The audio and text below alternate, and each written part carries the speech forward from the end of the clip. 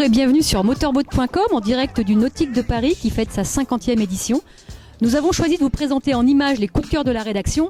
Quels seront les vôtres ?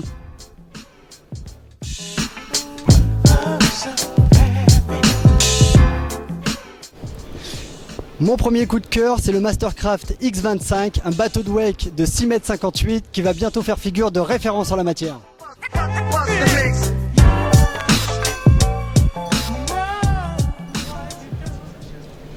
Mastercraft, c'est avant tout un look ultra sportif avec des finitions impeccables.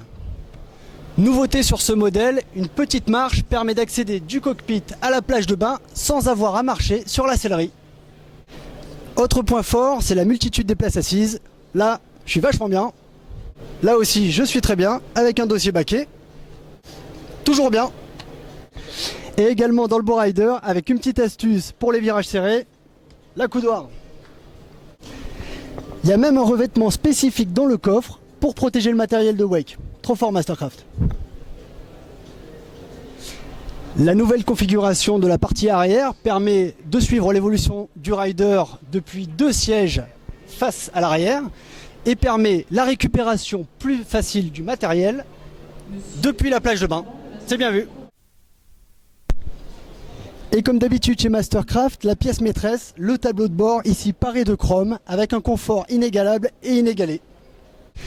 Et j'allais oublier l'essentiel, la carène de ce X25 fait une vague énorme pour les wakeboarders, un véritable tremplin.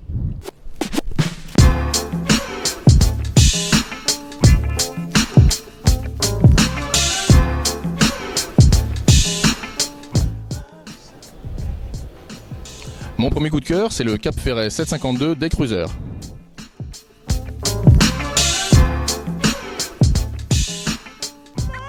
Ce cabinet de 7,50 m est transportable au gabarit routier et vendu 31 900 € sans moteur. Son atout majeur, c'est qu'il est vendu sans option. Ce B2 Marine autorise la petite croisière en famille grâce à ses 4 couchages.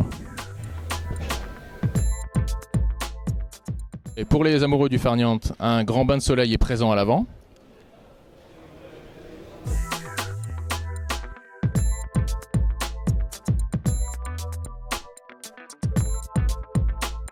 Avec son prix canon et son équipement complet, le Cap Ferret 752 des Cruiser concurrence sérieusement les autres grandes marques françaises.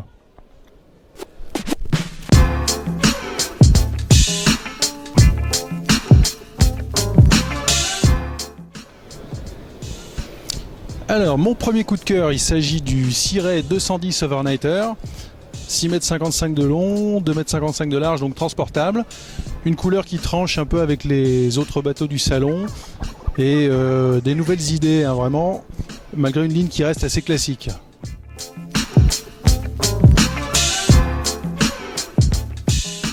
Alors, parmi les idées intéressantes sur ce 210 Overnighter, Sea-Ray nous propose pour une fois un bain de soleil qui peut se retirer intégralement et qui dispose d'un passage sur bâbord pour circuler entre le cockpit et la plage arrière. Alors, une autre idée inédite et vraiment intéressante, c'est le fait que ce bain de soleil arrière puisse être utilisé comme un matelas gonflable de piscine finalement, puisqu'il flotte, il est constitué de mousse à cellules fermées et donc on peut le mettre à l'eau et s'allonger dessus tout en flottant. Comme d'habitude chez Sea-Ray, la présentation du tableau de bord est propre. On a quelques idées intéressantes avec absence de clé de contact mais démarrage par un petit interrupteur, volant réglable et un vide-poche pour le téléphone. Et sans oublier la possibilité de passer la nuit à bord grâce à la petite cabine double. Et pour vous offrir ce tout dernier des Cruiser de chez Sea-Ray, comptez sur une enveloppe juste en dessous des 50 000 € avec 220 chevaux Mercruiser MPI.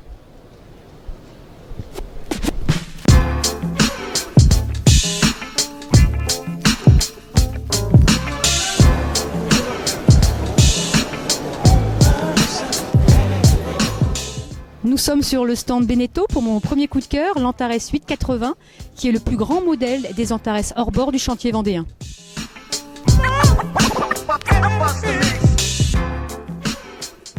Nous sommes à bord d'un timonier de croisière de 8,80 m et regardez la luminosité et le volume des aménagements intérieurs. Avec son pare-brise monobloc, ses fenêtres latérales coulissantes et puis ses toits ouvrants, on a l'impression d'être à l'extérieur alors qu'on est à l'intérieur. Depuis le double couchage avant, on communique directement avec le carré, voire même avec le cockpit. Tout est en open space.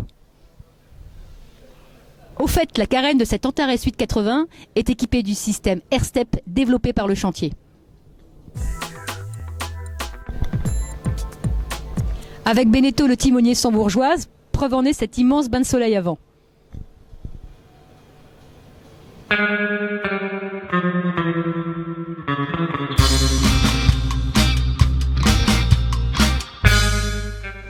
Mon coup de cœur numéro 2, c'est le Flyer 660 Vintage, un pneu de 6,60 m d'origine italienne qui était dévoilé à Gênes. Pourquoi c'est mon coup de cœur? Eh bien tout simplement pour ça.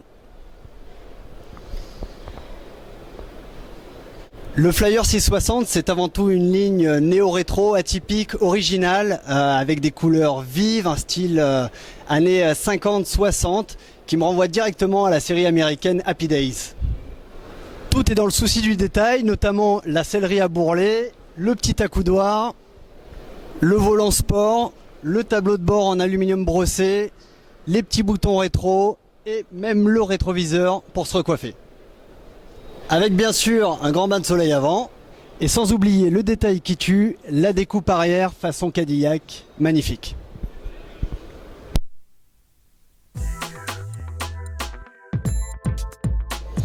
Et pour acquérir le pneu de Fonzi, comptez 56 500 € sans le moteur.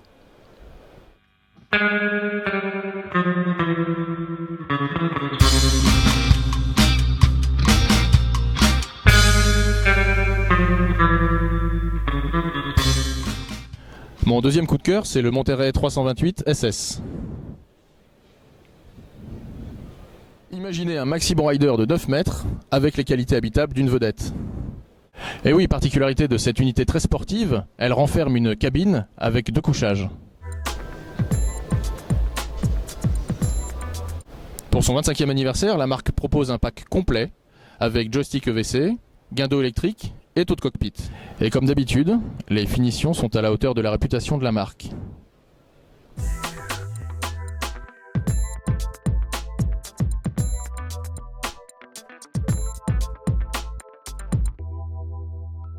Évidemment, c'est un bateau de soleil et de confort qui peut accueillir jusqu'à 10 passagers.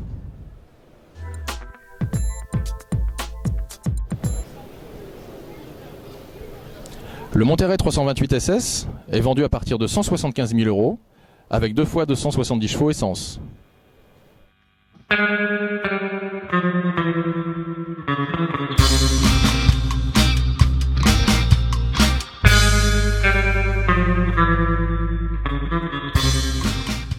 Mon deuxième coup de cœur, il s'agit du Rea 730 Fishing.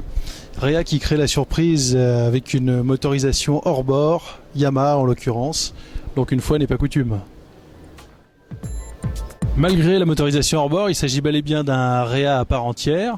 On retrouve le style Joubert-Nivelt avec l'arrière frégaté, la bande en inox, la bande de couleur blanche et l'inévitable couleur bleue Rea. Mis à part la motorisation, qu'est-ce qui change sur ce nouveau Rea 730 Fishing? Alors on peut déjà parler des boiseries qui sont réduites considérablement pour des questions budgétaires.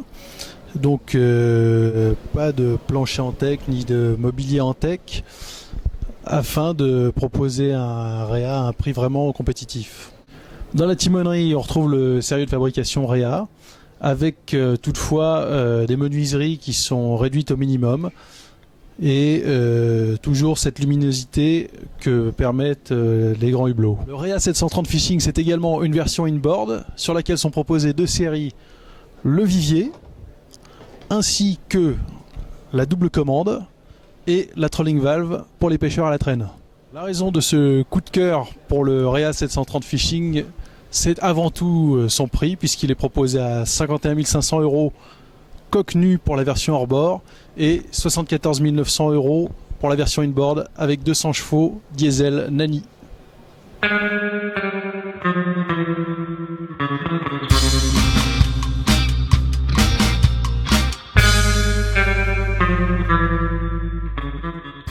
Mon deuxième coup de cœur se trouve sur le stand Jeannot. Il s'agit du Cap Camara 7.5 CC.